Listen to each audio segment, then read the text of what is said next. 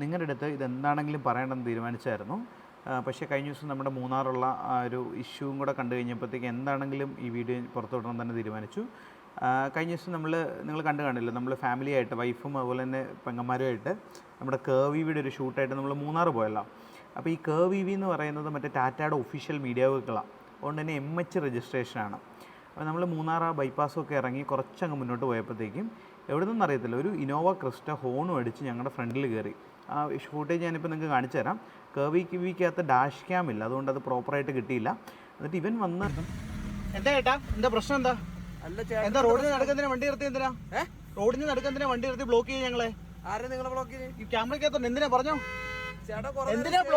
ഈ വണ്ടി വന്ന് നമ്മുടെ ഫ്രണ്ടിൽ വന്ന് ക്രോസ് ചെയ്ത് വെച്ചിട്ട് അവിടെ കിടന്ന് കുറേ നേരം നമ്മളെ ബ്ലോക്ക് ചെയ്തിട്ട് എന്താ സംഭവിക്കുന്ന പോലും അറിയാമല്ല, നമ്മൾ ടെൻഷനായിട്ട് അതിൻ്റെ അകത്തിരുന്നു.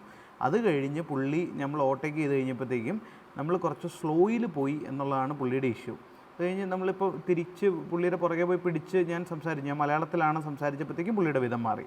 അപ്പോൾ നിങ്ങളൊന്ന് ആലോചിച്ച് നോക്കിയാൽ നമ്മുടെ നാട്ടിൽ, നമ്മുടെ കേരളത്തിൽ പുറത്തുനിന്ന് വരുന്ന ഒരാൾക്ക് നമ്മളിത്ര അഭിമാനിക്കുന്ന ആൾക്കാരാണല്ലോ നമ്മൾ മലയാളികൾ. ലിറ്ററലി നമ്മൾ ഹോസ്പിറ്റാലിറ്റിയൊക്കെ ഭയങ്കര ടോപ്പിൽ നിൽക്കുന്ന.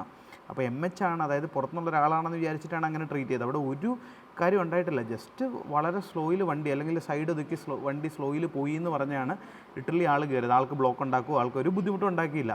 ശരിക്കും ഒരു ഗുണ്ടായിസം കാണിക്കുന്ന പോലെ. ഈ വണ്ടി ശരിക്കും മൂന്നാർ വണ്ടിയല്ല ഈ ക്രിസ്റ്റ.